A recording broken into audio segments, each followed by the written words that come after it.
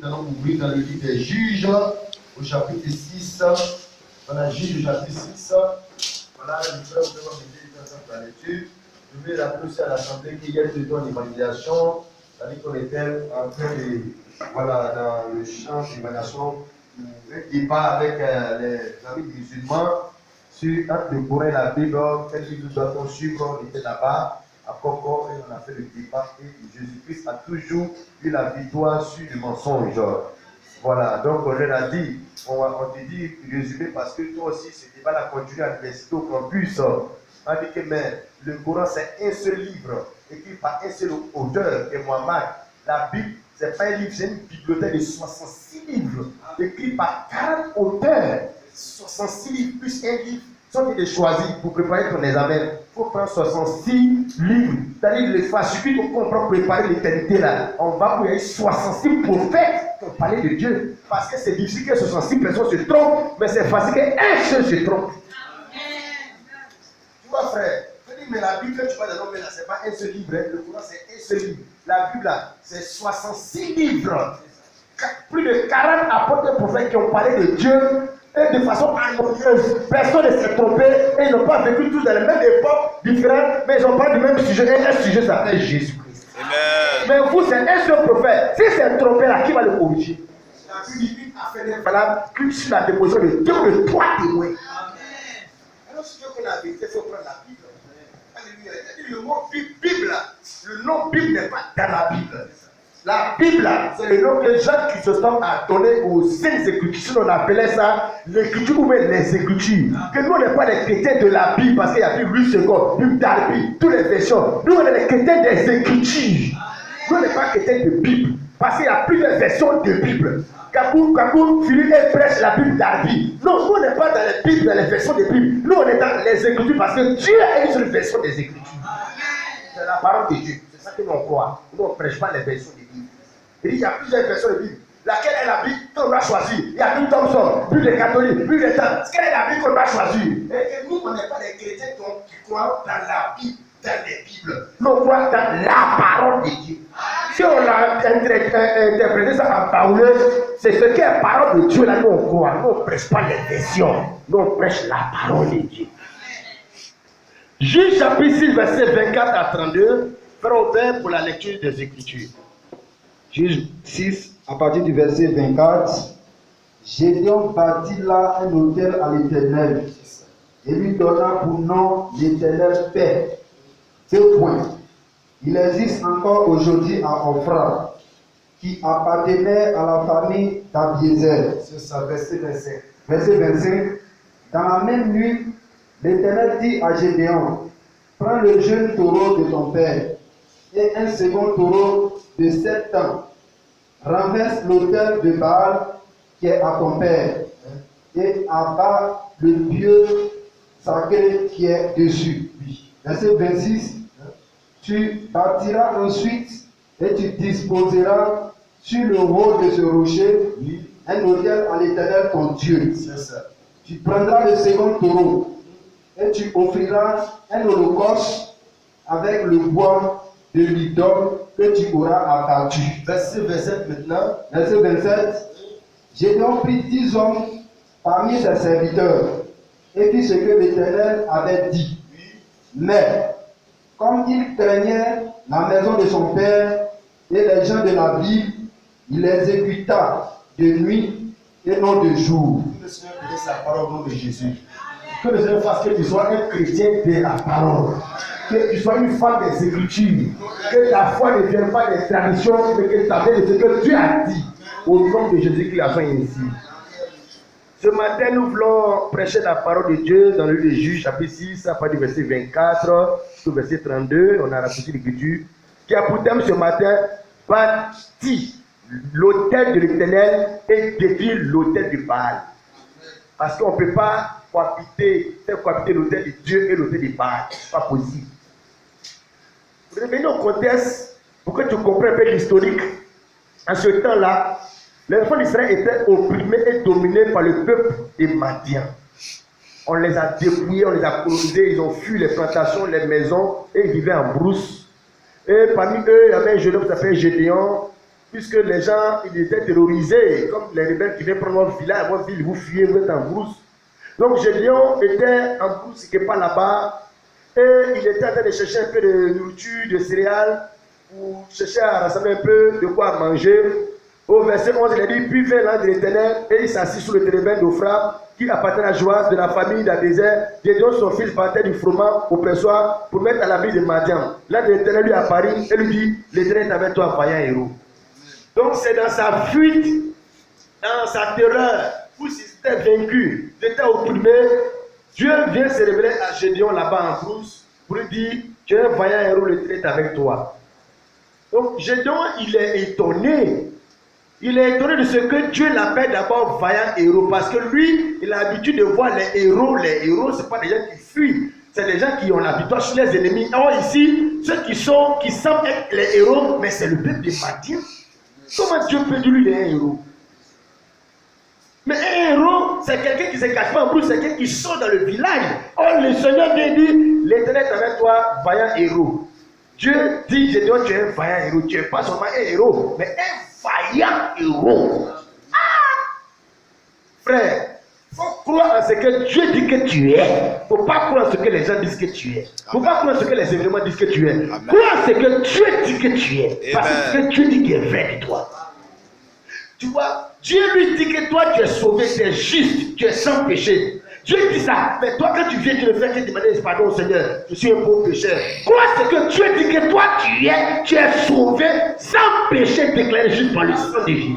Amen. Ce que Dieu dit qui est vrai, ce que toi tu dis de toi-même n'est pas vrai. Alléluia. Ah, et Gédéon va discuter avec Dieu au verset 12. Là, l'Éternel lui apparaît, elle lui dit, l'Éternel avec toi va héros. Gédéon dit au verset 13, ah mon Seigneur, si l'Éternel est avec nous, pourquoi toutes ces choses nous sont-elles arrivées? Et où sont tous ces produits que nos pères nous racontent? Quand ils disent, l'Éternel nous a-t-il pas fait monter hors d'Égypte maintenant, l'Éternel nous abandonne et il nous livre entre les mains des mendiants. Il dit que non, Dieu, tu ne peux pas être avec nous, tu ne peux pas être avec moi, c'est pas possible que tu es avec moi. Où sont les signes? Où est l'argent? Où sont les voitures? Où sont les maisons? Tu es avec moi. Parce que l'homme pense que quand tu es avec toi, tout marche. Amen. Tout est propre, c'est pas vrai. C'est juste. Ça, c'est la conception humaine de Dieu. Amen. Ma soeur, si tu peux découvrir que Dieu est tellement avec toi, que les gens que tu vois que tu as vu là, Dieu n'est pas avec Dieu avec toi dans ta galère. Cherchons à ce que Dieu soit avec nous. C'est mieux de chercher à ce que Dieu soit avec toi que l'argent avec toi, l'argent de Dieu avec toi, et puis Dieu même n'est pas avec toi, mais c'est son argent là qui est avec toi. La présence de Dieu avec toi a plus de valeur que l'argent avec toi. Amen. C'est juste. Emmanuel, Dieu avec nous. C'est ça qui est le plus important. Et Gédéon n'arrive pas à croire. Parce que croire Dieu, c'est une révélation. Il n'arrive pas à croire que Dieu est avec lui. Et puis lui, sa situation est comme ça précaire. Et il discutait. Le verset 14, l'Éternel se tourna vers lui et dit, va avec cette force que tu as. Parce que tu as la force. Tu as la victoire, Gédéon. Tu es héros. Va avec cette force que tu as. Et délivre de la main des mendiants, n'est-ce pas moi qui t'envoie? Verset 15. Gédéon lui dit, ah mon Seigneur, avec quoi devais-je Israël? Voici ma famille est la plus pauvre en Manassé et je suis le plus petit dans la maison de mon père. Dieu ne regarde pas nos conditions sociales, financières. Non, nous les hommes, nous calculons ça pour savoir si on est quelqu'un ou pas. Gédéon venait de la famille la plus pauvre en Israël, et dans la famille la plus pauvre, là, il était le plus petit. Donc le plus petit d'une famille pauvre. C'est à lui que Dieu dit tu es un vaillant. Ah! J'ai dit la foi, c'est une folie. Amen. Il faut pas venir avec ton intelligence charnelle humaine pour venir croire en Dieu. Quand tu viens croire en Dieu, il faut laisser tes concessions, parce que Dieu, il appelle à l'existence qui n'existe pas. Les choses les plus faibles, c'est ça, les propres fait grand. Dieu est déjà grand. Il ne va pas prendre les grands types pour faire quoi? Comme il est grand, il faut qu'il prenne les petits choses pour manifester sa grandeur. Amen. Il faut qu'il prenne les pécheurs pour manifester sa grâce et sa miséricorde du pardon. Dieu n'a rien à voir avec les gens qui sont purs, qui sont bons, qui sont saints. Non, lui il est saint. Alors, sa sainteté va se révéler au sein des gens qui sont sales et purs des pécheurs. Alléluia. Il dit que, Dieu, les hommes aiment les femmes qui ont l'argent. Les femmes à l'église aiment marier les gens qui ont l'argent. Toi, Dieu, tu viens me choisir pendant que je suis dans une famille pauvre et suis petit. Oui, tu es le choix de Dieu. Mais Les gens ne te choisissent pas, mais Dieu, dans ta pauvreté, ta misère, que tu n'es pas jolie, tu n'es pas belle, Dieu, tu es le choix de Dieu dans ça. Ah, tu peux vivre heureux, ma soeur. Tu as de la valeur, tu as du prix aux yeux de Dieu. Même si ton mari ne t'envie plus, parce qu'il ne te veut plus, il veut les petites jeunes filles, toi, Dieu est amoureux de toi. Tu peux vivre heureux. Alléluia. Maintenant, Gédéon n'arrive pas toujours à croire. Qu'est-ce qu'il va dire? Il dit, au verset 5, l'Éternel lui dit, mais je serai avec toi et tu pèteras ma dame comme un selon. Gédéon lui dit, si j'ai trouvé grâce à tes yeux, donne-moi un signe pour montrer que c'est toi qui me parles. Qu'est-ce que toi, Dieu, là, grand Dieu, là, que tu peux venir vers un homme, un enfant, petit d'une famille pauvre? Est-ce que toi, c'est toi, Dieu? Est-ce que Dieu, toi, tu fais comme cela? Montre-moi par un signe que c'est toi qui me parles. Regarde l'attitude de Gédéon. Gédéon est en train de montrer que toutes les visions, les sons et les révélations que tu as là, il faut mettre ça en cause, il faut mettre ça sous le scanner pour savoir si c'est Dieu qui te parle. Nous, quand on voit Dieu m'a dit, Dieu m'a dit, Dieu m'a dit, Dieu m'a révélé, qui t'a dit que c'est forcément Dieu? Satan parle, Dieu parle. Les démons parlent, les démons prophétisent. Onction, il y a pour Satan, il y a pour Jésus. Il y a les prophètes de Jésus-Christ, il y a les faux prophètes de Satan. Gédéon, il est face à Dieu. Il n'est pas face à un démon. Il dit Dieu. Au verset 17. Gédéon lui dit, si j'ai trouvé grâce à tes yeux, donne-moi un signe, c'est-à-dire une preuve, une confirmation. Donne-moi un signe pour montrer que c'est toi qui me parles. Parce que je ne veux pas me tromper. Ce n'est pas parce que tu dis Branham que c'est forcément Dieu. Ce n'est pas parce que tu dis l'église évangélique assemblée de Dieu que ce que tu dis là c'est Dieu. Amen. Parce que Judas Iscariot était un apôtre de Jésus, mais après Jésus a dit parmi vous les apôtres, il y a un qui est un démon. Tu vois mon frère, combien de personnes aujourd'hui ont été trompées éloignées de Dieu parce qu'ils les vérifieraient. Quand tu dois faire achat au magasin, là-bas, mais les païens montrent que mon frère, il faut tester des faux billets. Il faut tester les païens ouas hollandais. Parce qu'il y a toujours la vérité, il y a toujours aussi la contrefaçon. Dans tous les domaines, même dans l'affaire de Dieu là. Amen. On vérifie rien. Dieu m'a dit on chaud. Parce que quelqu'un a crié les tombé, c'est le Saint-Esprit. Parce que quelqu'un a entendu, c'est le Saint-Esprit. Qui t'a dit forcément, même la manifestation des démons, ça descend la manifestation de l'Esprit aussi. Si Dieu, c'est toi qui me parles là, montre-moi ici, parce que toi, Dieu, quand il parle, il n'y a pas trop de différence entre quand Satan parle. Quand Dieu tu fais des miracles, il n'y a pas de différence entre quand Satan fait un miracle. Ça se ressemble parce que le blé ressemble à l'ivraie. Mais montre-moi un signe. Parce que faux prophète là, ça ressemble aussi à vrai prophète. Fausse église là, ça ressemble aussi à vraie église. Donc à cause de ça, Dieu, si c'est toi qui me parles, si c'est ta parole, moi je veux être convaincu avant de mettre mon âme dedans. Parce que c'est une affaire de l'éternité de son âme. Moi, il faut me montrer que c'est toi qui parles et c'est ta parole. Frère, il faut lire 1 Jean 4, verset 11. Frère, tu te rappelles là, tu dis que Gédéon là, c'est que tu es déjà mort par Satan. Jésus a jeûné 40 jours, 40 nuits. Ce n'est pas jeûne et prière qui garantit que mon frère, tu es dans l'onction, tu es dans la vérité. Quand Jésus a jeûné, Satan est venu lui tenter, l'a soulever pour lui mettre, lui monter les choses. Ton jeûne ne te rend pas dangereux devant Satan. 1 Jean 4, verset 1. 1 Jean 4, verset 1. Oui. Bien-aimé. Bien-aimé, c'est l'apôtre Jean qui dit bien-aimé. Quand on dit bien-aimé, on ne parle pas aux païens. On parle aux bien-aimé, frère en Christ. N'ajoutez pas. Bien-aimé, n'ajoutez pas foi à tout esprit. Ça veut dire ne croyez pas n'importe comment facilement à toute manifestation d'esprit. Mais Et les premiers chrétiens, là, les apôtres, les ont mis en garde. Ce n'est pas des gens qui croient facilement à Dieu m'a dit. Hein. Ce n'est pas des gens faibles. On manipule facilement. Dieu m'a dit que tu seras ma fiancée. Et là, ce n'est pas des gens on peut gagner facilement. Mais les chrétiens aujourd'hui de 2021, là, c'est des gens manipulables, placards facilement. Et là, les amis, on les a maturisés. Bien-aimés, n'ajoutez pas foi à tout esprit. Mais éprouvez les esprits. Éprouvez les esprits au pluriel. Pour savoir s'ils sont de Dieu. S'ils sont de Dieu. Amen. Pourquoi il met cette mise en garde? Pourquoi il fait? Car plusieurs faux prophètes. On dit ça parce que plusieurs faux prophètes sont venus dans le monde. Ne sont pas seulement à l'intérieur de Jérusalem, Nazareth, mais dans le monde entier, à Boaké, à Abidjan, partout. Mon frère, c'est pas Abidjan seulement qui est risqué, hein, à faire des Jésus là. L'église, c'est risqué. Si toi tu ne vérifies pas, si tu ne prouves pas, tu es mort. Amen. Allez dans le cas de prière, on va passer ici. Mon frère, le jour où tu vas te réveiller là, tu vas aller dans l'enfer avec Satan. Parce que tu n'as pas vérifié. Parce que tu as oublié qu'il y a un testeur, il faut oublier. Et le testeur des faux prophètes et de la fausseté, c'est la Bible et les Écritures. Dieu même dit, éprouvez tout esprit. Moi-même, Dieu, c'est l'esprit, éprouvez-moi. Si c'est moi ou pas, éprouvez-moi, mettez-moi à l'épreuve, testez-moi. Et je dois tester Dieu. Quand je dois tester Dieu, est-ce que Dieu va se fâcher? Toi, tu ne crois pas. Pourquoi tu dis que si c'est moi démontré, c'est quand tu ne crois pas à moi, Dieu ne va pas se fâcher. Au contraire, Dieu est fier parce que Dieu me fait connaître le maître de le testeur de faux billets.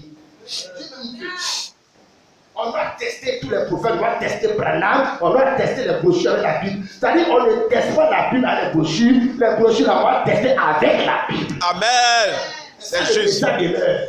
Si Branham est un vrai prophète, c'est qu'il doit passer par le scanner, le testeur des Écritures. Amen. Si tout ce qu'on voit là, voilà la Bible, c'est ça qu'on prend pour tester. On ne prend pas les brochures pour tester la Bible, ça c'est la folie.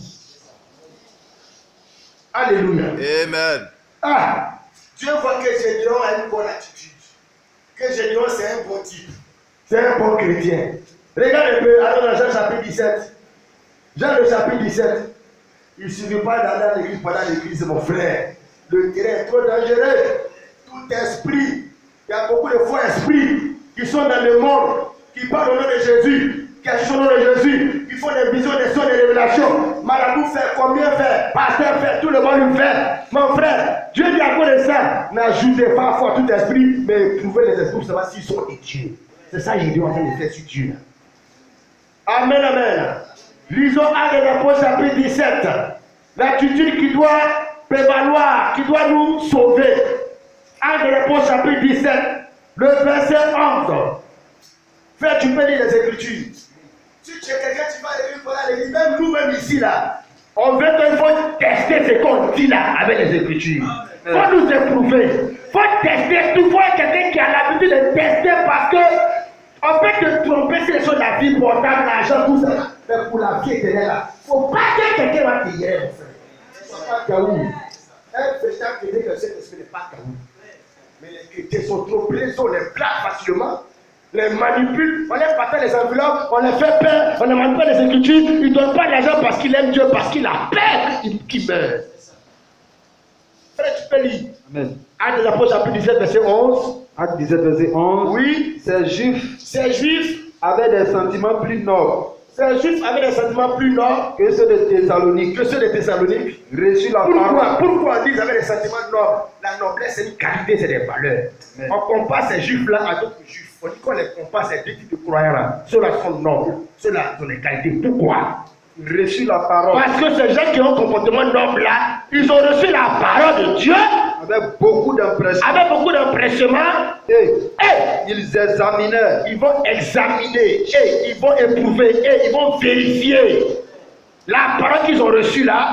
Ils examinaient chaque jour les Écritures pour voir si ce qu'on leur disait était exact. C'est ça on appelle, ils avaient un sentiment noble. Amen. On dit qu'ils avaient un sentiment plus noble que les autres qui étaient à Thessalonique. Pourquoi? Les Thessaloniciens là, c'est des tocards. Et quand ils entendent Jésus, Dieu, en même temps, ils acceptent, ils embrassent. Mais chers là, on dit, quand tu vas leur parler de Dieu là, ils prennent la parole de Dieu, mais ils vont examiner avec l'écriture pour voir si ce que tu dis est vrai. Ils ont dit qu'ils étaient nobles, sentiments nobles. La noblesse, ah non, c'est les valeurs, c'est la qualité. Où la noblesse est aujourd'hui? Est-ce que les gens sont nobles? Ils ont ce sentiment de noblesse là. Et qui était devant eux qui prêchait? Il s'appelle l'apôtre Paul. Donc Paul était quoi? Messager à cet âge-là. Il était la voix au-dessus de Dieu. Mais si tu t'appelles Paul, ça ne dit rien. Ce que tu dis là, on va vérifier les Écritures. Tu t'appelles Branham, on s'en fout de ça, on va vérifier les Écritures. Amen.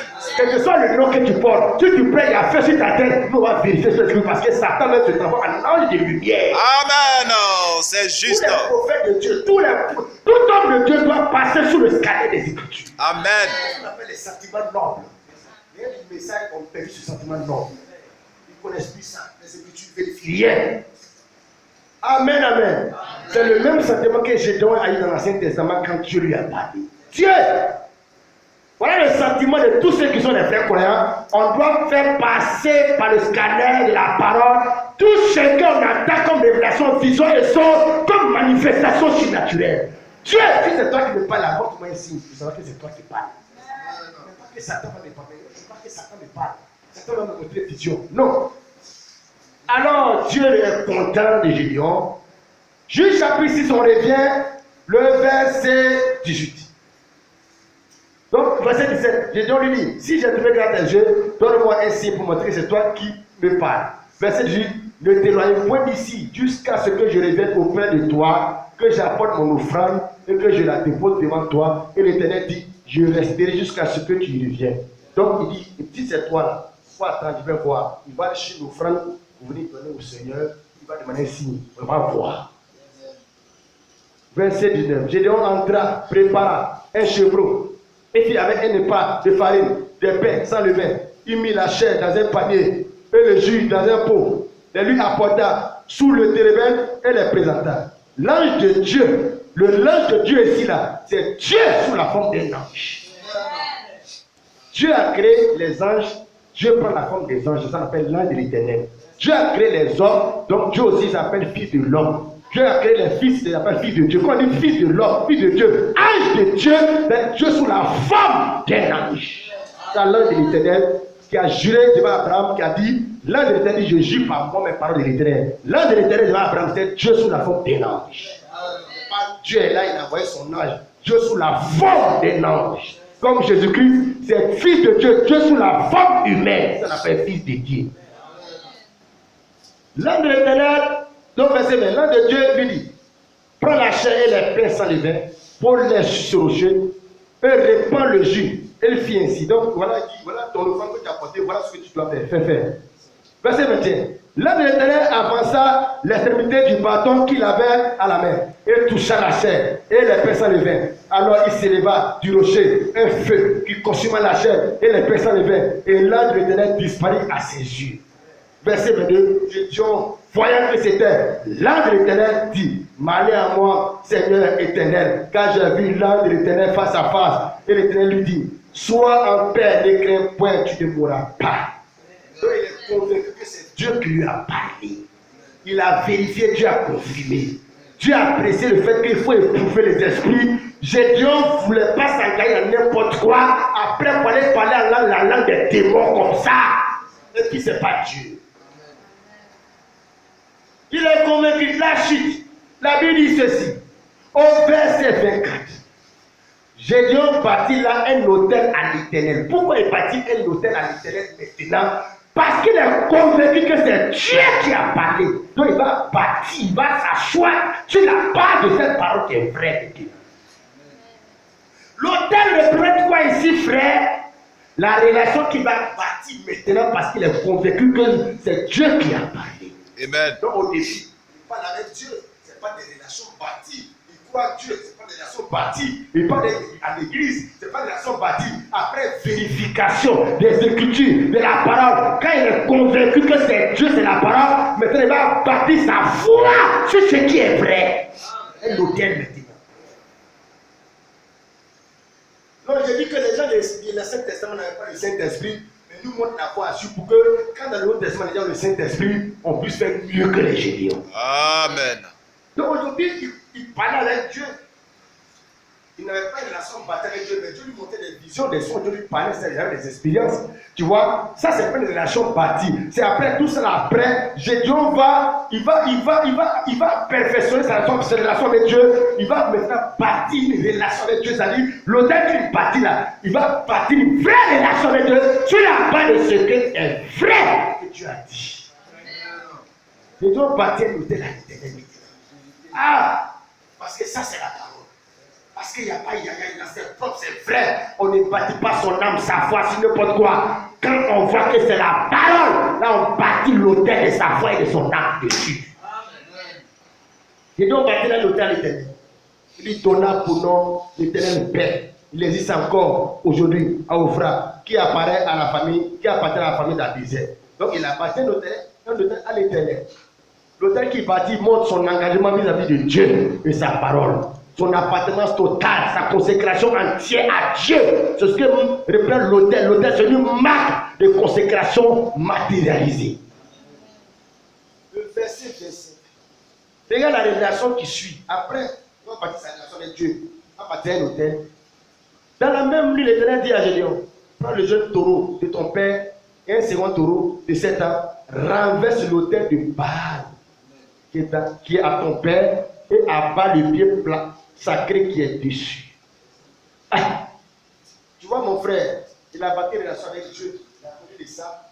Il y a une relation qui existait avant. L'autel, c'est une relation qui est bâtie.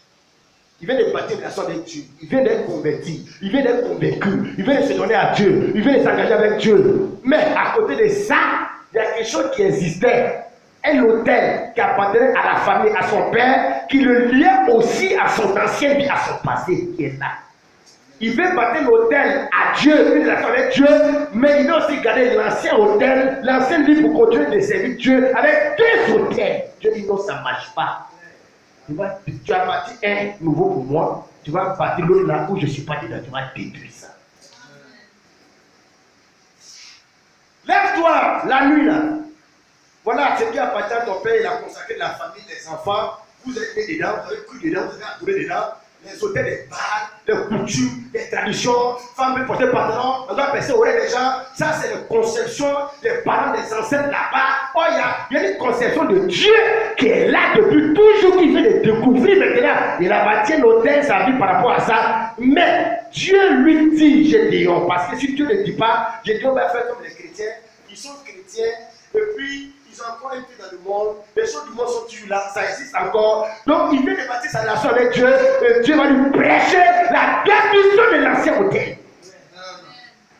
Voilà, tu vas détruire ça. Dieu n'est pas quelqu'un qui m'a habité dans cour commune. On le mélange avec le péché, on le mélange avec le monde, notre ancienne vie. Non, pour cette chose, ce n'est pas Dieu. Dans la même nuit, l'Éternel dit à Gédéon, tu vas lui prêcher maintenant. Bâtir et détruire. Bâtir l'autel à l'Éternel et détruire l'autel qui appartient à Satan et à Baal. Et il renverse l'autel de Baal qui est à ton père et abat le pied sacré qui est dessus. Tu bâtiras ensuite et tu disposeras sur le haut de ce rocher un autel à l'Éternel ton Dieu. Tu prendras le second taureau et tu feras l'holocauste avec le poids de l'idole que tu auras abattu. Tu donnes pris des nuits. Pris 10 hommes parmi ses serviteurs, il fit ce que l'Éternel lui avait dit. Mais comme il craignait la maison de son père et les gens de la ville, il les exécuta de nuit et non de jour. Frère, quand Dieu se révèle à toi, quand tu racontes Dieu, tu es sauvé, tu es chrétien, Dieu va te mettre en balade avec les gens. Dieu va t'amener à t'opposer aux choses dans lesquelles tu étais, que les gens partageaient avec toi. Mais Dieu, tu l'as sauvé, c'est bon comme ça, il faut laisser. Il dit non. Comme il a bâti un hôtel à l'Éternel, il y a un hôtel aussi qui continue d'exister dans sa famille, dans sa vie, dans son cœur, qui le lie encore et qui l'éloigne encore de ce qu'il vient de faire. Il faut qu'il détruise ça. Il faut qu'il soit assez courageux. Il faut qu'il décide de totalement se consacrer à l'hôtel qu'il vient de bâtir à l'Éternel. Gédéon ne va pas discuter avec Dieu. Gédéon ne va pas vouloir choquer les gens. Alors il fait ça dans la journée, il va faire la nuit, il va s'attaquer à l'autel qui appartient à son père, à la famille. Pourquoi? Cet autel-là, c'est les traditions, les coutumes, les pratiques qui sont contre la parole de ce Dieu-là à qui il vient de se consacrer. Ça ne doit pas exister. On ne doit plus voir ça. Parce que l'autel, c'est la matérialisation physique de son attachement au Seigneur. Donc on doit avoir seulement un autel bâti par Gédéon au Seigneur. On ne doit pas voir des choses qui montrent qu'il appartient encore toujours à Baal, parce que Baal, c'est notre divinité à côté de l'Éternel Dieu. Ça ne marche pas. Si tu veux être chrétien, tu ne peux pas mettre dans le monde chrétien. Chrétien en même temps païen, on appelle ça païen. On veut que tu sois un chrétien. Ah, Gédéon, il s'élève, il prend les gens, il met les plans en place. Donne-leur, ils sont aux aguets. Quand les gens vont dormir, Ils vont s'élever, ils vont voir qu'un soleil nouveau s'est levé. Gédéon a fini avec son passé, les choses anciennes sont passées. Tout ce qui n'était pas pour Dieu a été détruit. C'est l'autel de Dieu qui est établi maintenant dans sa vie. Alléluia. Amen. Pourquoi Gédéon doit bâtir l'autel à l'Éternel et détruire l'autel qui n'appartient pas à l'Éternel? Parce qu'il doit exprimer de façon physique, pratique, visuelle son nouveau témoignage, sa nouvelle relation avec Dieu. Tout le village doit prendre conscience que lui, il est né de nouveau. Alléluia. Pourquoi Gédéon bâtit l'autel? Parce qu'avant lui, il y a des patriarches qui l'ont dépassé de la foi. Comment il marquait les témoignages, les relations avec Dieu, mais il bâtissait des autels, et Abraham faisait ça. Genèse chapitre 12, verset 7. Tu dois bâtir l'autel à l'Éternel, et à côté de ça, détruire tous les autres autels qui appartiennent à Baal, aux divinités, au monde, au péché, aux traditions, aux coutumes de la Côte d'Ivoire, de Yacouba, tout cela auquel tu continues de te lier, parce que tu dois être entièrement consacré à l'Éternel Dieu. Genèse chapitre 12, verset 7. Abraham, Dieu se révèle à Abraham. Abraham, quitte ta maison, ta famille. On dit, ma frère. Genèse 12, verset 7. Dis d'abord le premier verset. Le premier verset dit, Oui. l'Éternel dit à Abraham, va-t'en de ton pays, C'est ça. de ta patrie et de la maison de ton père, Oui. dans le pays que je te montrerai. Voilà, donc Dieu se révèle à lui, lui aussi il était attaché à la main de son père, aux traditions, la concession de nos parents. Nos parents ne nous donnent pas seulement l'héritage des maisons, des champs. Ils nous donnent aussi l'héritage de l'éducation, des conceptions de la vie. Amen. La sexualité, une jeune fille, c'est un enfant, un garçon, il faut aller faire comme ça. Il faut croire que les parents qui sont morts là ne sont pas morts, les révérends nous protègent. Donc, il nous transmet cette aussi conception des choses là. Donc, quand Dieu vient prendre Abraham, il le fait sortir de tout ça là pour lui donner maintenant une nouvelle vision de la vie. Maintenant, il faut dire le verset 7. Verset 7. Oui. L'Éternel apparut à Abraham Dieu apparaît à Abraham, se révèle à Abraham et dit, je te donnerai ce pays oui, à ta postérité. c'est ça. Et Abraham bâtit là. Et Abraham bâtit là. C'est là où Dieu lui apparaît, Dieu se révèle à lui. Il va bâtir là Un hôtel à un l'Éternel hôtel à l'Éternel. qui lui était apparu. C'est-à-dire quand Dieu se révèle à toi, tu dois bâtir une relation avec Dieu maintenant. C'est ça qu'est l'hôtel. Amen. Alléluia. Tu peux aller à l'église, mais sans bâtir une relation avec Dieu. Ça. Tu peux aller dans les gens, mais tu n'as pas bâti un hôtel, c'est-à-dire une relation avec Dieu où tu es engagé. Tu vas, tu viens, tu vas, tu viens. Abraham a connu ce temps-là, je dois connu ce temps-là. Quand il doit bâtir un hôtel, c'est-à-dire que là, il s'engage, il se donne au Seigneur en se consacrant entièrement. Parce que l'hôtel que tu bâtis, c'est la marque de ton appartenance et de ton engagement vis-à-vis de Dieu. Mais s'il n'y a pas d'hôtel, Dieu existe pour toi comme cela, simplement. Comme les pécheurs, le féticheur, tout le monde sait que Dieu existe, qu'il y a un Dieu. On parle de ceux qui bâtissent un hôtel, qui bâtissent une relation avec Dieu sur la base de sa parole. Il bâtit un hôtel là. Regarde le verset 8 encore. Donc il bâtit un hôtel là, à cet endroit-là. Dieu s'est révélé à lui. Le verset 8. Il se transporta de là. Il change de lieu. Se transporta de là vers la montagne. Il change de lieu. Il a bâti l'hôtel là, à Nebo ici. Il quitte là pour aller à l'Air France. Qu'est-ce qu'il va aller faire à l'Air France encore? Vers la montagne. Oui. À l'orient de Bethel. C'est ça. Et il dressa ses tentes. Oui. Ayant Bethel à l'occident. Et Haï à l'orient. Oui. Il bâtit encore. On dit encore. Là un hôtel à l'Éternel. C'est ça. Et il a évoqué le nom de l'Éternel. Ça veut dire quoi? De lui à lui bâtir un hôtel. Ça veut dire quoi? C'est pas l'église seulement qui est sur chrétien qu'on sait que je suis chrétien. À l'école, au marché, partout et suite, il y a une marque de mon appartenance à Dieu que je présente aux gens. Amen. Si à l'église c'est bien, tu pries Dieu bien. Au travail là-bas, tu es un fautif. À l'école, tu es un fichier qui fiche son voisin. Non, après bâtir l'hôtel là, il se transporte pour aller de l'autre côté. Là, il bâtit notre hôtel. Donc les gens il ne faut que voir des marques de sa consécration au Seigneur de lieu en lieu. Alléluia. Amen. Là, il faut quitter la rue des chrétiens le dimanche. Non, nous venons écouter la parole de Dieu le dimanche. C'est quand on sort de celui-là qu'on va savoir si on est chrétien. C'est pas puisqu'on voit que tu es chrétien. Non, on n'est pas chrétien pour nous-mêmes. Les apôtres ne sont pas chrétiens pour eux-mêmes. Ils étaient chrétiens pour les païens et c'est les païens qu'on dit vous là. Vous êtes des chrétiens. Ce n'est pas l'église où on est adoré non chrétien. C'est au dehors, les païens les ont appelés chrétiens parce que leur vie était la marque d'une personne qu'on appelle Christ.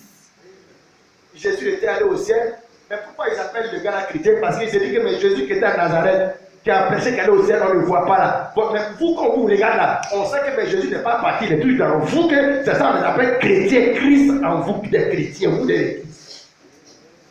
Donc Abraham bâtit sa relation avec Dieu de lieu en lieu. Il met sa marque, sa signature visible, palpable, son témoignage est bâti. Qui bâtit l'autel? Ce n'est pas quelqu'un qui bâtit ton autel, ce n'est pas quelqu'un qui bâtit ton témoignage, ce n'est pas quelqu'un qui bâtit la relation avec Dieu, c'est toi-même qui bâtis ton témoignage et ta relation avec Dieu. Amen. Ce n'est pas le pasteur même. Abraham a pris l'autel lui-même, il a bâti. C'est transport dans l'autre, il a bâti. Partout il va, mon frère, il bâtit l'autel. Il est un croyant, un adorateur, un chrétien. Il a la marque de ce qu'il a bâti et consacré à l'éternel Dieu. L'autel des parents, là, il a laissé ça, il est quitté dans ça. Quand Dieu a pris Gédéon, Dieu s'est donné à Gédéon. Gédéon a bâti l'autel comme les Abraham faisaient, c'est comme ça les croyants faisaient. Alors Dieu a dit à Gédéon, arrête-moi, ça ne marche pas, on ne fait pas des choses deux. Il n'y a pas hôtel de Baal, puis hôtel de Dieu. Il n'y a pas dimanche à l'église, et puis Fakinou. On s'en va faire le show, 24, 31, et puis on vient avec Dieu. Il faut détruire tous ces hôtels de Baal là. Les fêtes de Noël là, ce n'est pas fête chrétienne, c'est des fêtes consacrées à des divinités païennes.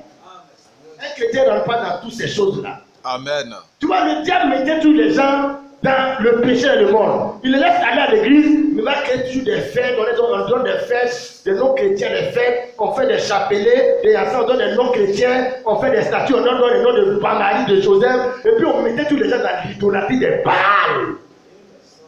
À côté de la vérité de Dieu. Dieu dit à Gédéon, détruis l'autel des Baals. Il faut prendre les éléments de l'autel là. Tu prends pour bâtir un autel qui m'appartient. Ah, donc, mon passé, ce que ça va faire pour Satan, le diable, mon zèle, toutes ces choses-là, de reconvertir ça à ta gloire. Ce que j'ai fait pour séduire les gens, pour séduire les garçons. Quand je suis devenu chrétien, Dieu m'a m'amener à convertir ça, pourquoi pour séduire les gens, pour les envoyer Jésus. Alléluia. Oui, frère, voilà le principe de Dieu, c'est que Gédéon devait construire un autel pour l'éternel Dieu, pour montrer sa relation avec Dieu qu'il bâtit. Mais il y a des relations anciennes qu'il avait bâties avec le monde, le passé, le péché, les démons, les traditions qui est là, toujours qui existent. Dieu dit détruis ça, enlève ça, brise ça. Ah, tu vois, Dieu peut laisser ça parce qu'à fait de Dieu, c'est le cœur, ça fait rien. Ça n'appartenait pas directement à Gédéon, hein? Ça appartenait à son papa. Et Dieu dit Gédéon détruis ça. Pourquoi? Parce que ça lie Gédéon à ça. Ça lie tout Gédéon à ça. Parce que c'est dangereux pour Gédéon. Parce que ça va le séduire. Ça va l'entraîner encore. Parce qu'il est sous l'autorité encore parentale. Ah, tu vois mon frère, il faut que tu détruises ces hôtels-là qui peuvent t'empêcher de bâtir ta relation avec Dieu. L'hôtel de Baal au travers de la télé, internet, les amis, les copains, les gens, façon, mon frère, ma soeur, qui peuvent encore t'empêcher de bâtir une relation avec Dieu. Dieu te demande après une relation que tu as bâtie avec lui. Les autres relations Baal, il faut les détruire.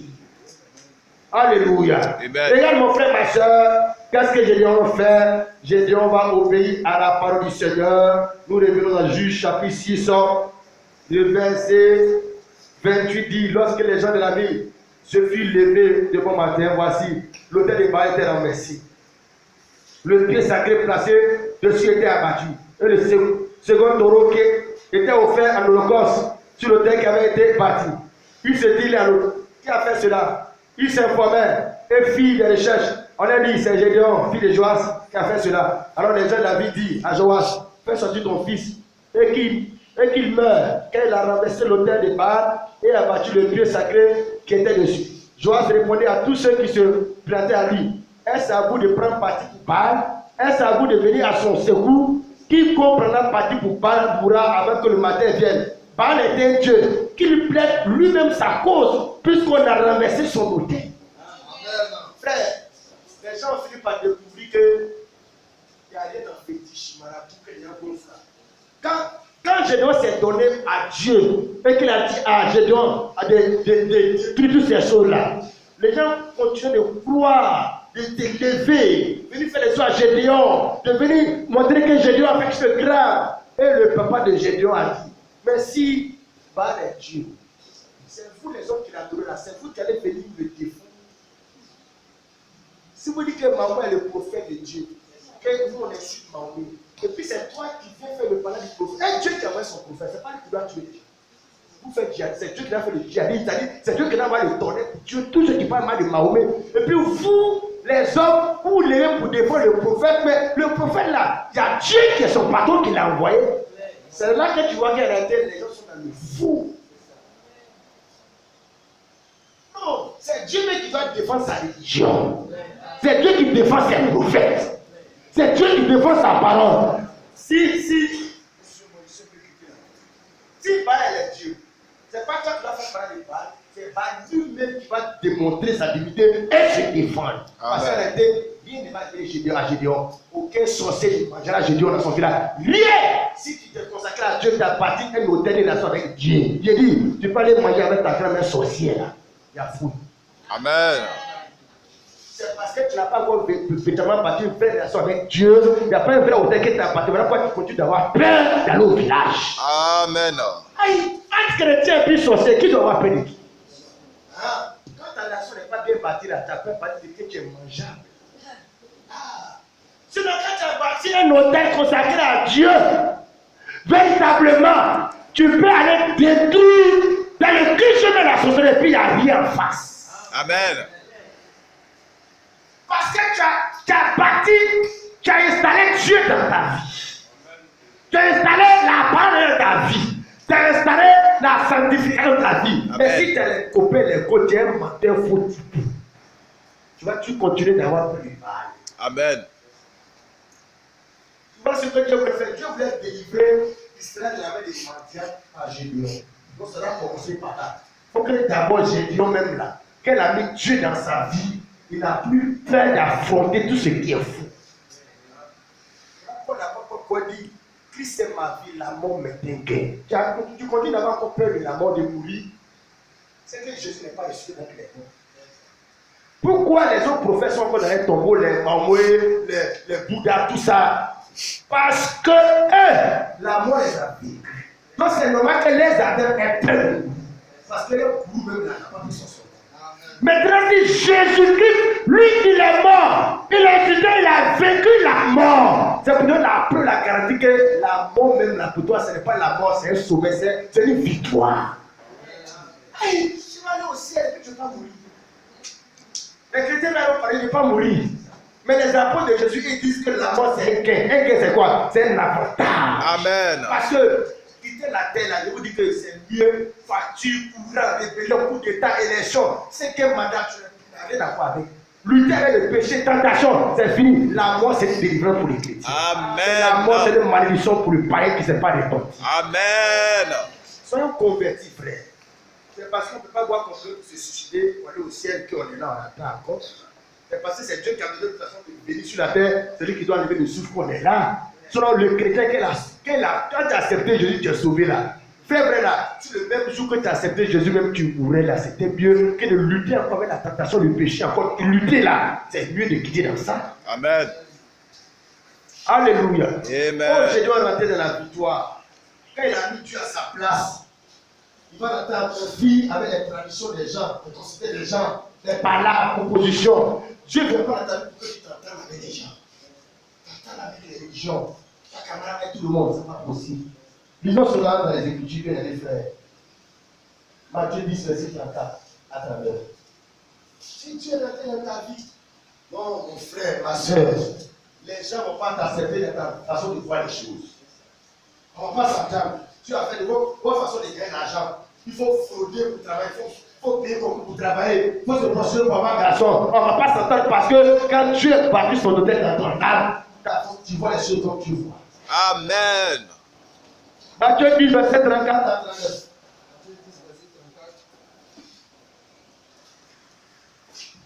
Donc les gens se lèvent dans la vie. On peut parler à Gédéon. Pourquoi? Parce qu'il vient de détruire l'autel, condamner les personnes, les faux dieux, parce qu'il vient sauver le vrai Dieu. Ils ne sont pas d'accord. Pourquoi il fait comme cela? Toi petit là, tes grands-pères, tes ancêtres étaient dedans. Toi, avant que tu aies à l'église, c'est toi qui veux parler ici dans le village. Non, quand tu as rencontré Dieu, il dit vous serez mes témoins. Tu vas parler de Dieu. Ta vie parle de Dieu, ton habillement parle de Dieu, ta coiffure parle de Dieu. On ne parle pas de Dieu seulement quand on va à l'église. Toi-même là, tu as une évangélisation. Amen. Mais quand on te regarde là, est-ce que même on a envie d'aller à l'église? Quand on te regarde, on a envie d'aller même à Saint-Ivoire. Tu ressembles à une prostituée. Quand les gens te voient, ils ont envie de prendre ton numéro pour t'appeler, pour te breaker. Quand on te voit, le païen même doit avoir peur. Amen. Le païen a envie de se demander pardon à Dieu. Il sait ce que c'est qu'une femme. Quand tu regardes, là, c'est pas ce que c'est qu'il doit une femme. Amen. Un homme. Amen. Frère, tu peux lire. Matthieu 10, 34. Matthieu 10, 34. Ne croyez pas. Jésus dit ne croyez pas parce que il y a des gens qui croient comme ça. Jésus dit aux disciples là, ne croyez pas. Ce qu'il dit ne croyez pas, ne croyez pas. Alors, qu'est-ce qu'il ne doit pas croire? Ne croyez pas Ne croyez pas que je sois venu que moi apporter, Jésus je suis venu là. Ne croyez pas que je suis venu faire quoi? apporter la paix Apporter la paix sur la terre. sur la terre. Ah. On a qu'à prier pour la paix dans la Côte d'Ivoire, on a qu'à prier pour la paix dans le monde, on a qu'à prier pour la paix dans la nation, on a qu'à prier pour la paix, les élections, la paix. Jésus n'est pas venu apporter la paix politique. Il est venu apporter la paix à Jésus. Jésus a bâti l'hôtel, puis il a appelé l'hôtel là, l'éternel paix. C'est-à-dire, il a dit Jéhovah Shalom. Dieu lui a donné, lui, Gédéon, la paix. Dieu vient encore, il va te donner toi la paix avec lui. Pas pour donner la paix aux tueurs, aux voleurs, les gens. Mais Dieu veut te donner toi la paix, veut toi ton Jéhovah Shalom à toi. Veut toi ton prince de paix. Oui, ne croyez pas que je sois venu Sur la terre, oui, pour apporter la paix. Mais, oui, l'épée, ah, palabre, épée là, on va faire palabre, la guerre. Et la Bible dit, l'épée de l'esprit, c'est la parole de Dieu. Amen. Et donc, on nous a prêté un faux Jésus de paix de l'ONU. Jésus vient pour qu'on apprenne les maladies.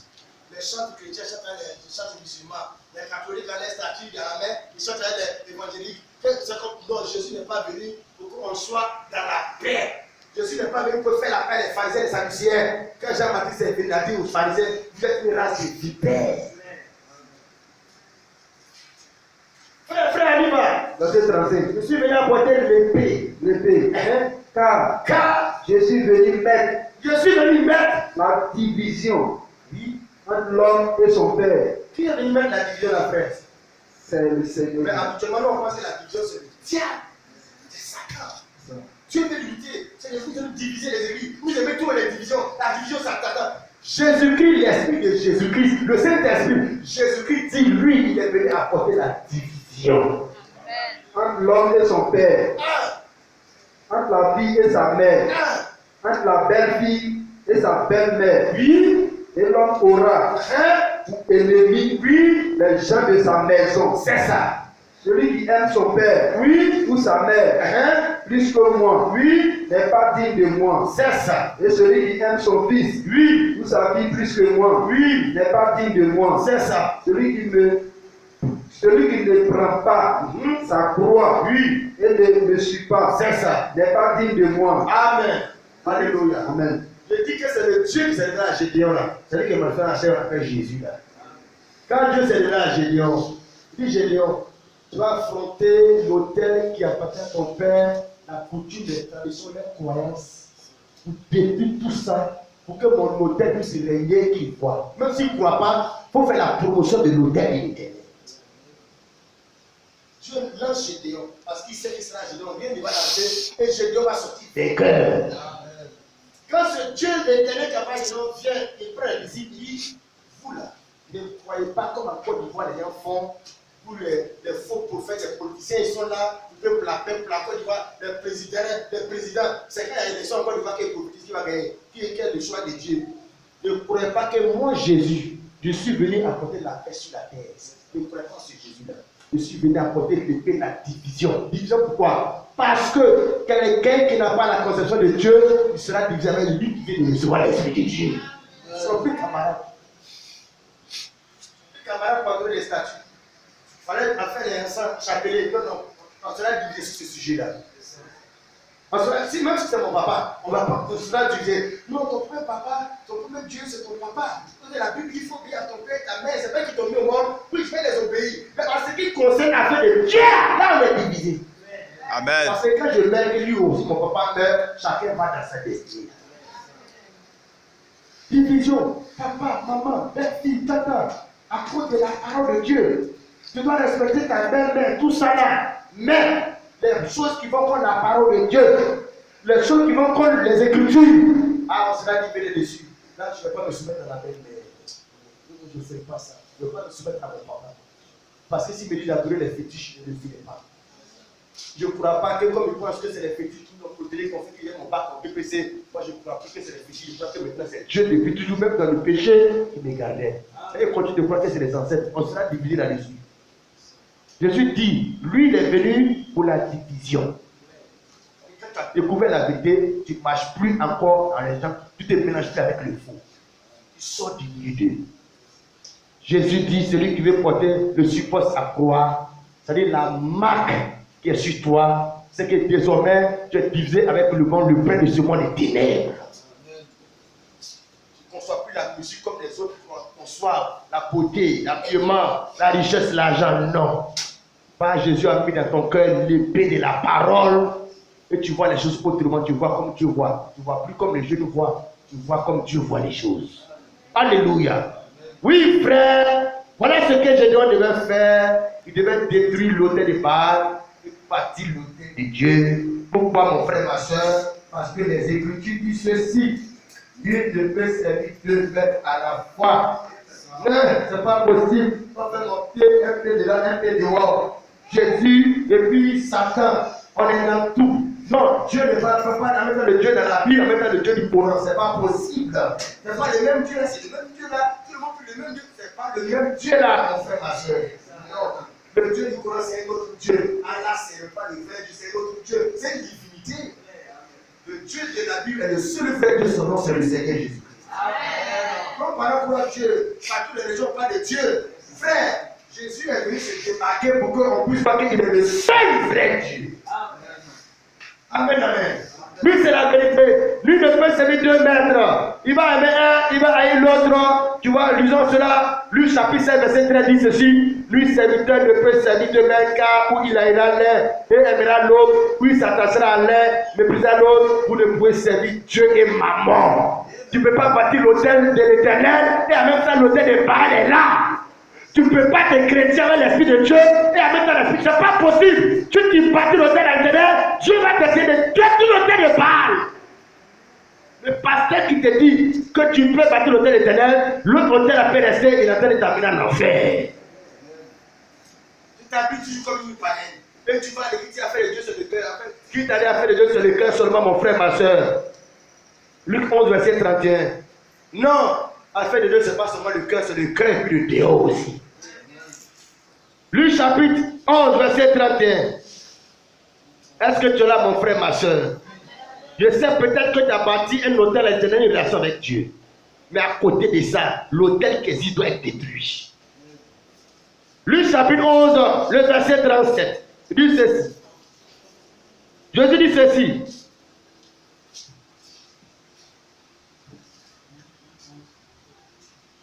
Disons le verset, voilà, verset 37. Pendant que Jésus parlait, un pharisien le pria de dîner chez lui. Il entra et se mit à table. Le pharisien vit avec étonnement qu'il ne s'était pas lavé avant de le repas. Mais le Seigneur lui dit, vous pharisiens, vous nettoyez le dehors de la boue et du plat, et votre intérieur est plein de rapines et de méchanceté.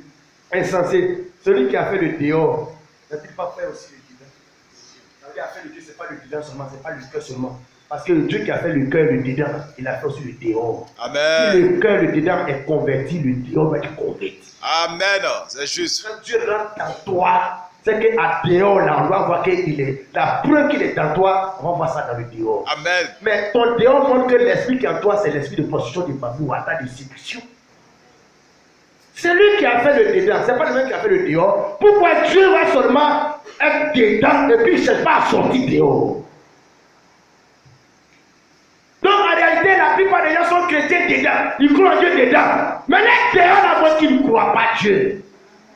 Voilà la paix du vêtement du témoin extérieur bâtir un hôtel à l'Éternel. L'hôtel que Abraham bâtit, je dis on bâtit, les gens du village voient l'hôtel, on voit l'hôtel. On voit les témoignages, on voit les vies, on voit les foi, on les voit là à l'église, on les voit évangéliser, on les voit. Bâtir l'hôtel, c'est quelque chose qui est pratique, on voit. Amen, amen. Oh frère, tu vois, voilà la vérité que tu dois découvrir maintenant. À l'intérieur, tu as bâti l'hôtel de l'Éternel dans ton cœur.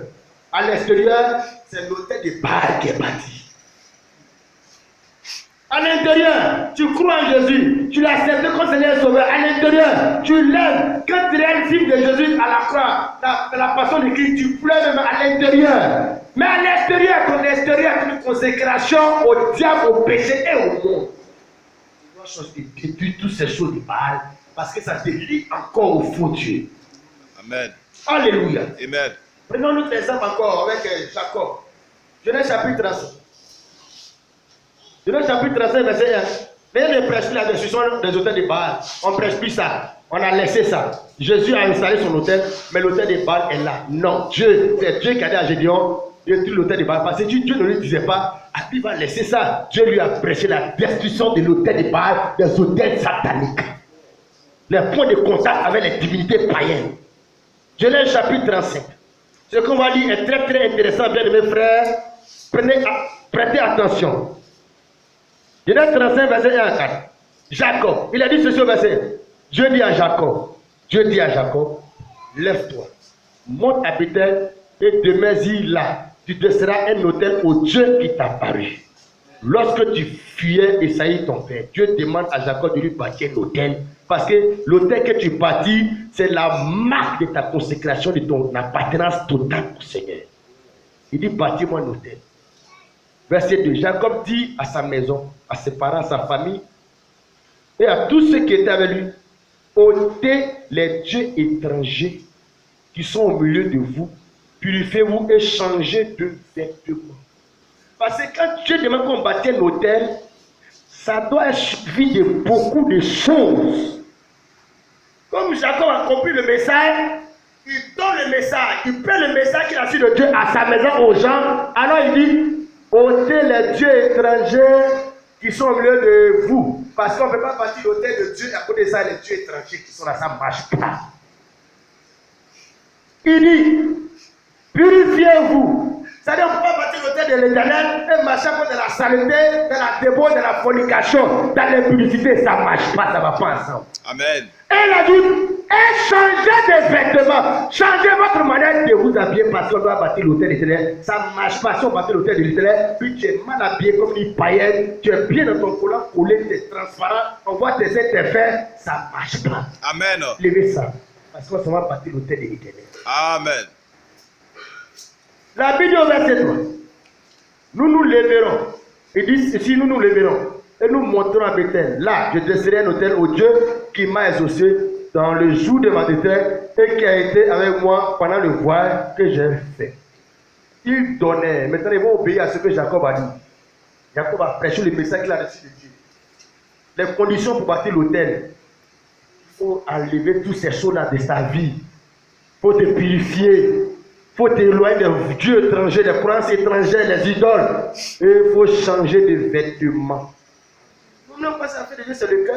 Mais pour un vêtement fait quoi? Il faut changer de vêtement. Dieu, c'est le cœur qui regarde. Non, parce que le vêtement aussi fait partie des moyens qu'on prend pour adorer Dieu. Amen. Changement de vêtements. Changement de manière de faire ses cheveux, de s'habiller. Parce que bâtir l'hôtel me dit changement de tout ce qui n'est pas à sa gloire. Amen. Les gens vont obéir maintenant. Au verset 4. Il donnait à Jacob tous les dieux étrangers qui étaient entre leurs mains. Virgule, la phrase continue. Et les anneaux qui étaient à leurs oreilles. Dans la Bible, le mot boucle d'oreille n'existe pas. On appelle ça anneaux, les anneaux. C'est anneau appelé boucle d'oreille. Amen. Je vais t'expliquer. Jacob a donné le message de Dieu. On va bâtir l'hôtel. Fais-moi la paix là. Tu vas comprendre boucle d'oreille là. C'est quel esprit qui est caché derrière. On va te montrer. Il faut arrêter de bâtir les hôtels de Baal. Et puis Dieu, et puis Baal. On va prendre les Écritures. Dieu a dit à Jacob, bâtis-moi une hôtel. Jacob a compris que Dieu veut dire, il faut te consacrer. L'adoration.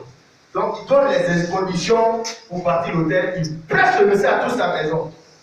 Dans le premier temps, frère, il faut lire le verset. Qu'est-ce qu'il doit faire? Il doit.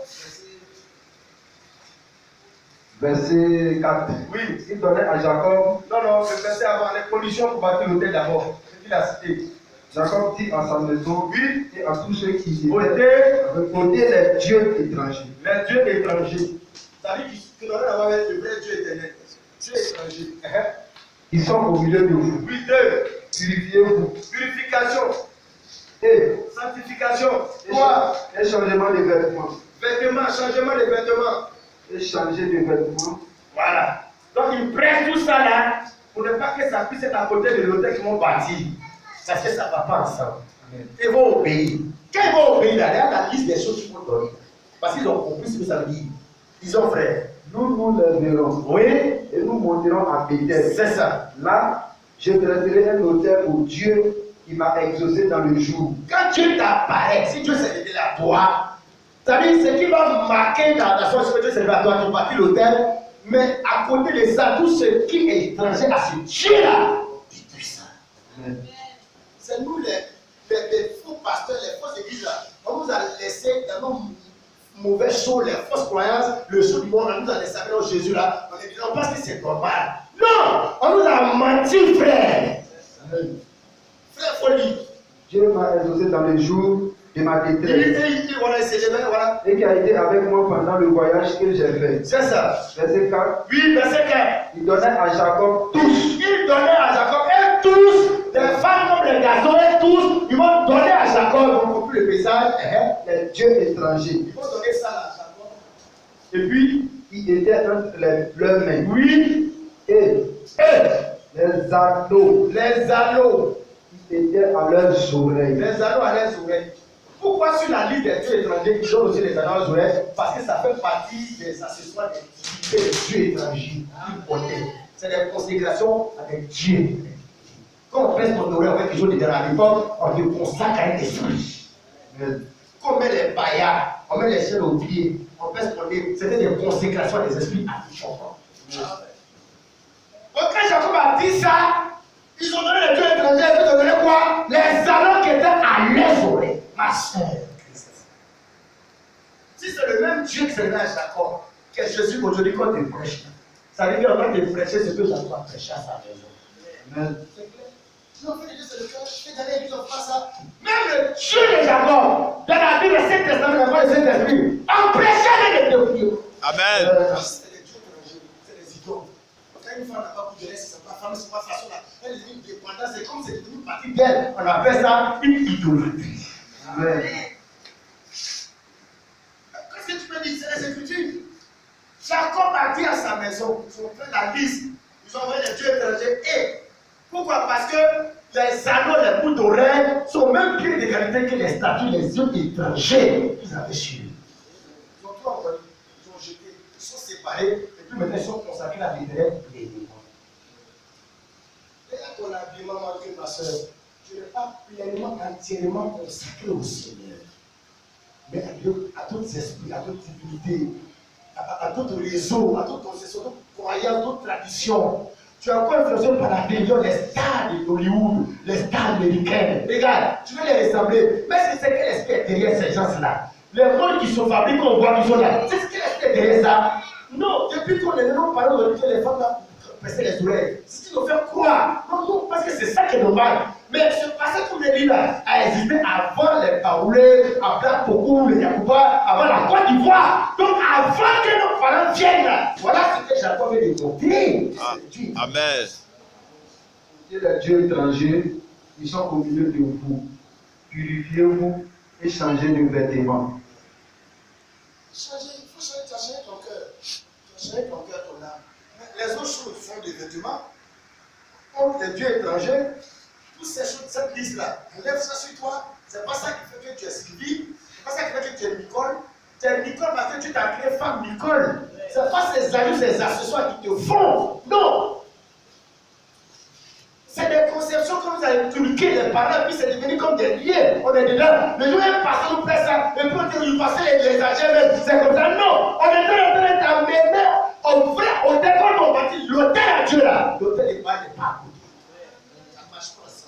Amen. Alléluia. Un autre exemple encore, vous donnez, est-ce que c'est pour les femmes seulement? C'est pour les femmes, c'est ce que vous avez fait quoi? Vous donnez à l'époque, c'était pour les esclaves, femmes comme garçons.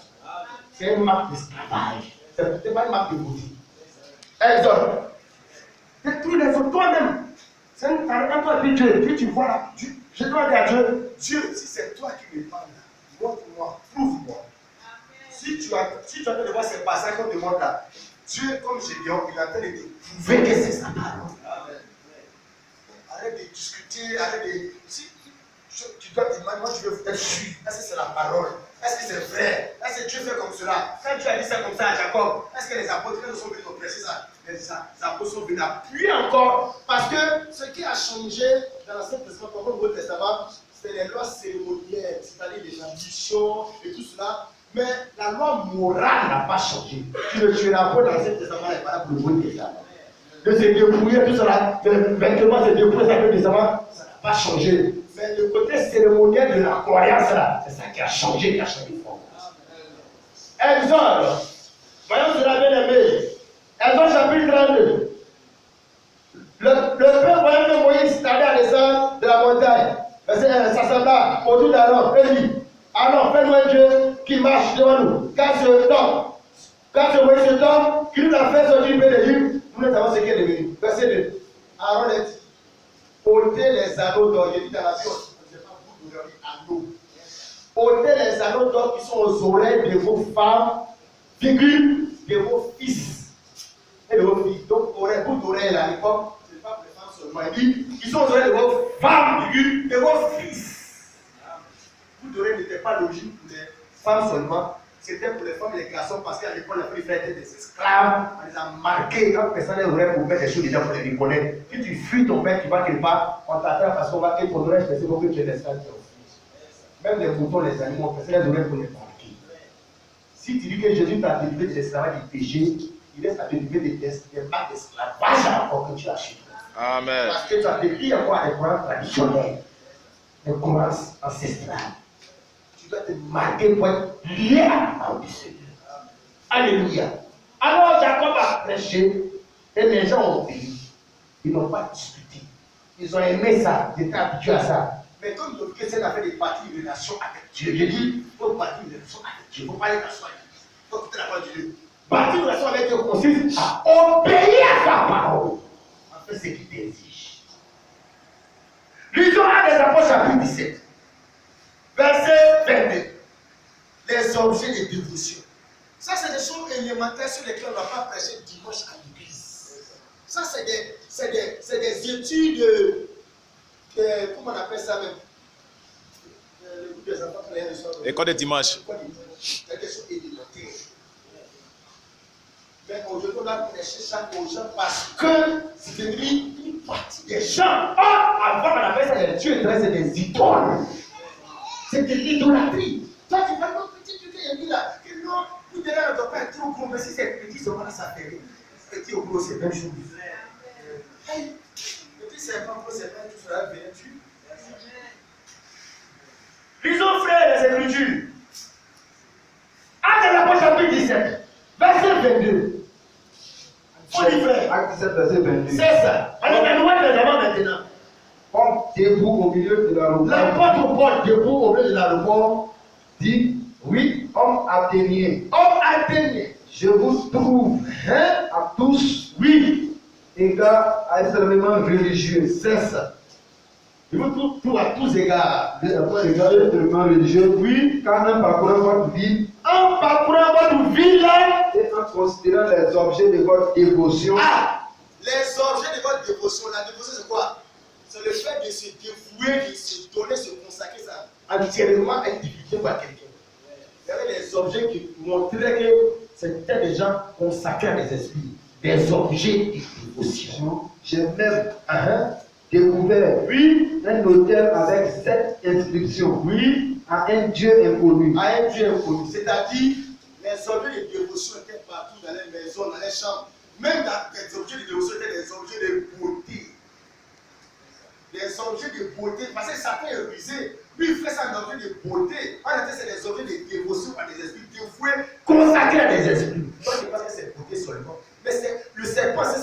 plus. Amen. Si Satan vient devant toi comme un marabout, il fait tu vas le suivre.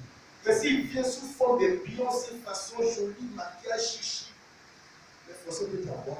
Des objets de dévotion.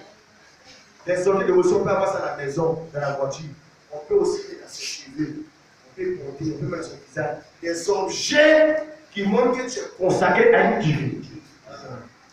Un Dieu inconnu. Un Dieu inconnu. Paul a dit, mais pour faire ces choses-là, le dernier là, vous ne connaissez même pas. À quel esprit vous êtes consacré comme cela? Il y a des chansons que tu chantes, tu penses que tu chantes des chansons comme cela. Mais tu ne sais pas à quel esprit tu es en train d'adorer. Parce que Paul a parlé de Dieu inconnu. C'est-à-dire, il y a quelque chose que tu ne connais pas que tu es en train de faire. Les objets de dévotion. Au moment de nos sœurs sont liées à ça. Les mèches sont des objets de dévotion. Ce n'est pas cheveux. C'est des objets de dévotion, de consécration à destinée des autres. C'est-à-dire des accessoires toujours. Mais le féticheur de charlatan, quand tu le vois, il a des objets de dévotion sur lui. Quand il sort le marabout, la femme, quand tu te vois, on sait, les kaolés, les choses, on voit des films en Angola. Tout ce qu'il a, c'est des objets de dévotion, sa consécration, les bagues qu'il voit là. Mais si Satan voit que les bagues des fétiches de marabout là, c'est trop, on voit ça trop fétiche. Mais nous, on va faire des petits bagues jolies, chic. Les derniers s'affaires. Voilà pourquoi nous sommes en train d'attirer ton attention suite à partir d'hôtel à l'hôtel. Tout ce qui est hôtel de bail. Faut t'enthousiasmer parce que ça te lie encore à l'activité et ça nuit la relation de terre avec le Seigneur. Les objets de dévotion. Par exemple, ils ont un passage dans le livre pour parler de la documentation. Ça ne fait plus rien aux gens aujourd'hui. Avant, à l'époque, c'est les femmes ghanéennes qui font la potion, les appelés, qui font ça, les femmes ghanéennes là. C'est-à-dire, c'est qu'avant, on a acheté, les dieux on a acheté, les pédés on a acheté, le diable a fait qu'aujourd'hui là, c'est légalisé. Avant, les Makoupa, c'est sorti un gouvernement là, les gens ont censuré ça. Ça ne passait pas dans un pays. Mais tous ces choses qu'il y a là, les condamnés là, maintenant même là, c'est validé, les qui sont validés, les danses, les roucascas, les jeux dangereux à l'époque qui fait qu'on fait le procès de ça. Mais on fait même les concours de danse. Ça, l'iniquité est accrue. Amen, c'est ça. Le mal est devenu bien, le bien est devenu mal. Les faux présidents sont devenus des bons présidents. Les mauvais soldats sont devenus des bons. Tout ce qui est mauvais est devenu bon. Les mauvais chanteurs, les DJ qui font rien, ils sont des bons. Si vous chantez bien joli pour les gens là, la musique ne va pas quitter le quartier. Parce que c'est ça qui est un faux ticket en guerre. Lisons cela bien de faire les Écritures. Jérémie 13, verset 23. Jérémie 13, verset 23. Faut bien écouter, frère en Christ. Faut bien écouter, soeur en Christ. Mon frère, faut bien écouter parce que si tu veux marier une soeur en Christ, quand tu vas la marier, il ne faut pas choisir le fait qu'elle a l'argent ou qu'elle est jolie, mais parce qu'elle a les valeurs morales et spirituelles de la parole. Amen. C'est juste. Il faut marier quelqu'un qui peut t'amener au ciel. Si demain, tu as fait devant de Dieu, c'est là que ton pasteur va t'aider. Tu vois, c'est le ciel qui est plus important parce que derrière le malade Thérèse et le malade avec Jésus qu'on cherche. Amen. Jérémie, chapitre 13, verset 23. Jérémie 13, verset 23. Oui. Un Éthiopien. Un Éthiopien. Quand on dit Éthiopien, on parle de quelqu'un qui incarne la race noire. Un Éthiopien qui est de teint noir, qui est un homme noir. Peut-il changer sa peau? Peut-il changer sa peau? Et un léopard. Un léopard. Ses taches. Ça veut dire à l'époque, un Éthiopien, un homme noir, il ne va jamais chercher à changer sa peau à l'époque. À ce temps-là. Mais comme l'iniquité est accrue, ce qu'il y a, même les gens ne peuvent pas faire, accepter de faire. Aujourd'hui, c'est beau. Un Éthiopien ne peut pas changer sa peau.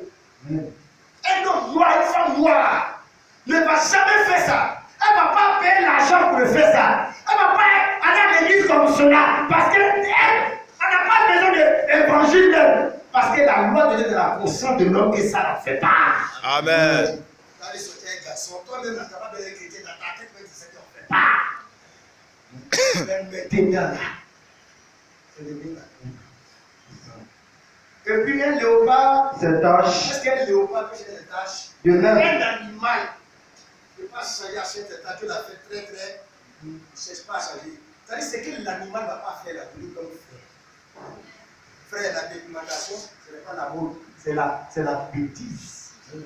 C'est-à-dire, je ne sais pas quel mot il faut qualifier parce qu'à l'époque, les Éthiopiens n'ont pas fait ça. Un homme, il n'a pas fait ça. Mais aujourd'hui, Satan a mené ce qu'on ne peut pas faire hier, c'était hier, c'est accepter le bien propre. Frère, donc nous qui sommes pasteurs, on veut prêcher, la parole de Dieu soit sauvée. Et nous voit comme des tocards. Mais toi, tu es dans quel monde? Ça, tu as fait ça comme des fidèles. Quand on fait un livre aux frères, non, moi je vais sauver parce qu'on sera aussi jugé à cause de ce qu'on a prêché. Amen.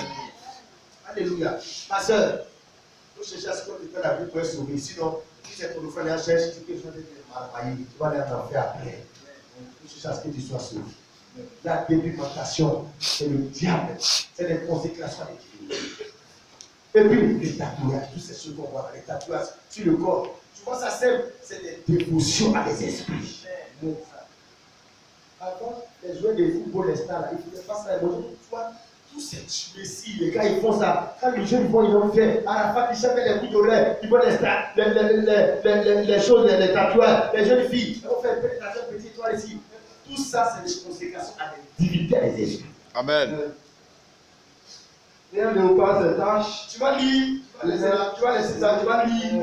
Voilà, tu vas lire la séquence. En plus, c'est ça conclu. Luc 19, et Lévitique 19, verset 28. C'était pour t'amener un peu toi-même, il faut faire la glisse comme Jacob a fait là. Quand tu es battu l'autel à l'éternel, les choses ont changé. Vous ôtez les dieux étrangers, changer les vêtements. Toi-même là, l'esprit de Dieu en toi là, tu dois faire la liste des choses que tu dois détruire. Parce que Dieu t'est consacré à l'éternel seul. Sinon, tu seras déçu quand Jésus est là. Lévitique, le chapitre 19, verset 28. Verset 28. Verset 28. Gédéon a rencontré Dieu.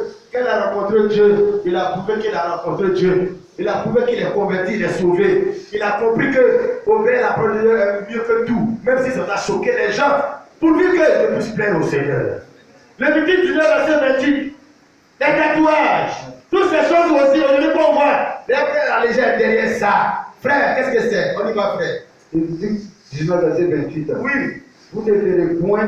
Vous ne ferez point les enfants d'Israël, pas pour tout le monde, pas pour les nations, pour les enfants d'Israël, les peuples que Dieu a sauvés de l'Égypte. Vous là, vous ne ferez point D'incision dans votre chair. d'incision dans votre chair, Pour un mort. pour un mort. Et vous n'imprimerez point Vous n'imprimerez point, imprimer c'est écrit, dessiné, vous n'imprimerez point de figure de figure de dessin sur vous. sur vous. Je suis l'Éternel. Je suis l'Éternel. Ah! Alléluia. Frère, on peut t'interpeller à devenir un chrétien de la parole de Dieu, pas chrétien d'église. Jésus a dit dans Matthieu 16, il n'a pas dit je bâtirai tes églises. Il n'a pas dit à Pierre je bâtirai ton église. Il dit je bâtirai moi en Jésus mon église. Dans l'église de Jésus-Christ. Non frère, il y a des choses, ça ne suscite pas au Seigneur Jésus. Si tu es dans ces choses-là, par ignorance, la Bible dit Dieu ne tient pas compte des temps d'ignorance. Il annonce maintenant à tout ce qu'on a assez réparti.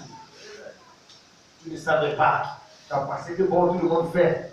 Mais à un moment donné, comme je dois dire, Dieu, si c'est toi ta parole, contre moi. Il faut demander ces choses au Seigneur. Il va te montrer sa parole parce que Dieu ne confie pas. Un pasteur, une église, il confie sa parole. Tout ce qui est côté des pas dans ta vie, c'est détruit. Quand Gédéon a détruit, comme Dieu lui a demandé, après, Gédéon s'est levé, il a pris des gens.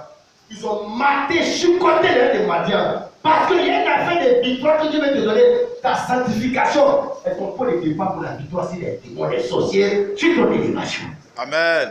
Si Gédéon voulait jouer les débuts, maintenant les Baals, est-ce que tu penses qu'il allait s'élever pour triompher devant Madian? Non. En réalité, Dieu veut te donner la victoire à partir du fait qu'il veut être le seul qui règne, que tu déduis tout ce qu'il ne peut pas voir. En te sanctifiant, tu as commencé à être dans la victoire.